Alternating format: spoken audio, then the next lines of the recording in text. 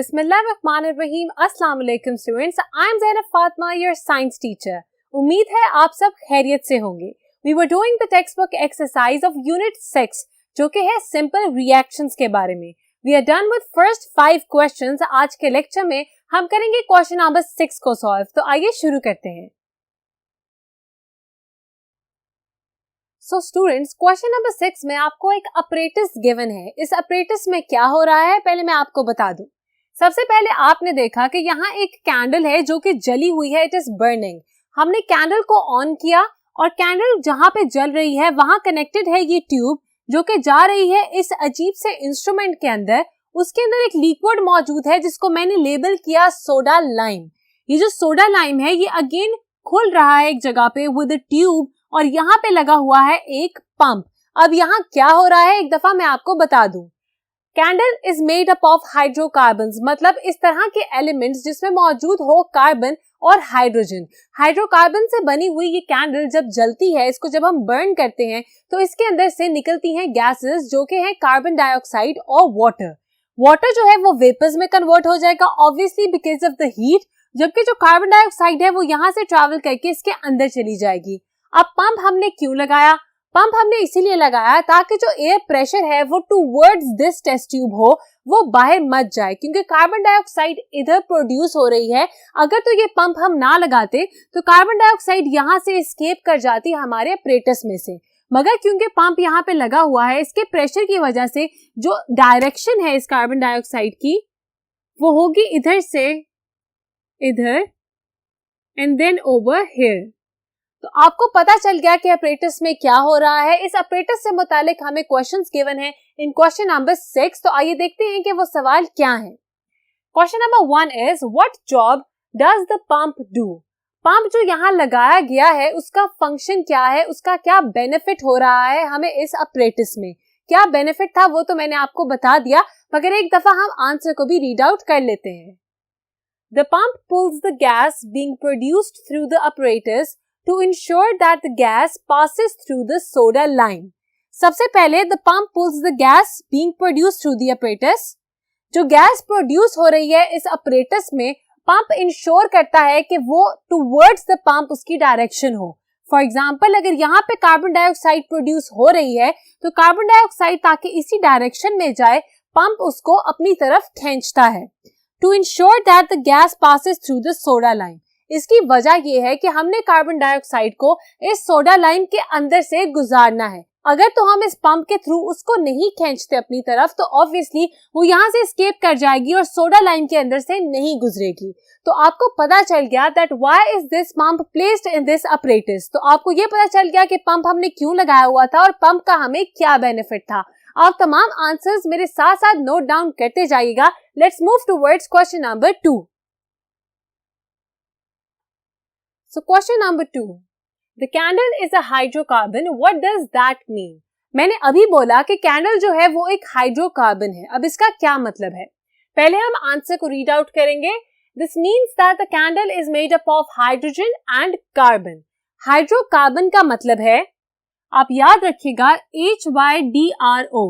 Hydro stands for hydrogen. आपको पता चल जाना चाहिए कि हाइड्रो मतलब हाइड्रोजन मौजूद है इस कैंडल के अंदर। Then we have carbon. Carbon और हाइड्रोजन एलिमेंट्स जब भी किसी सब्सटेंस में मौजूद होंगे तो हम उस सब्सटेंस को कहेंगे अ हाइड्रोकार्बन। अब कैंडल जिस वैक्स से बनता है उसके अंदर मौजूद होते हैं hydrogen atoms and carbon atoms. तो मिलके इन्होंने ये वैक्स बनाई है और इसीलिए हम कैंडल को कहते हैं अ हाइड्रोकार्बन। मुझे उम्मीद है कि आपको ये आंसर भी बहुत अच्छे तरीके से समझ आ गया होगा। Let's move towards question number 3। Question number 3 के 2 पार्ट्स हैं, part A and part B. Part A में वो पूछ रहे हैं from where did the tiny water droplets come from? Water droplets बन रहे थे इस अपरेटस में जब हमने कैंडल को जलाया। अब क्या वजह थी कि ये ड्रॉपलेट्स बन रहे थे? आंसर में मैंने लिखा water is produced by the oxidation of hydrocarbons present in candle. ये जो हाइड्रोकार्बन्स हैं जिनका जिक्र मैंने यहाँ पे किया, जब हाइड्रोकार्बन्स की ऑक्सीडेशन होती है मतलब ये बर्न होते हैं in the presence of oxygen. तो हमारे पास दो चीजें प्रोड्यूस होती हैं। नंबर 1 इज कार्बन डाइऑक्साइड जो कि हम लाइम वाटर से गुजार रहे हैं, एंड नंबर 2 इज वाटर। ये जो वाटर है ये टाइनी मिस्ट मतलब गैशियस स्टीम की फॉर्म में प्रोड्यूस होगा। और दूसरा बी पार्ट में हमसे ये पूछा जा रहा है where did these water droplets disappear.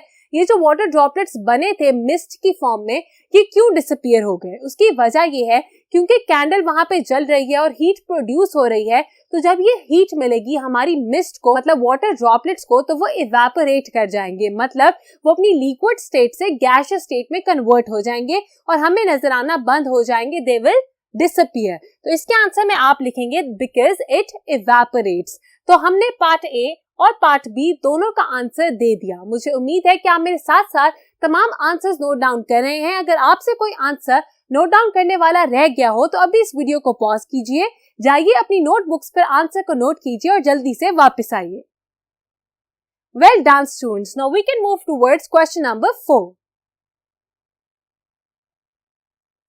So question number 4 is explain why the candle loses weight when it burns.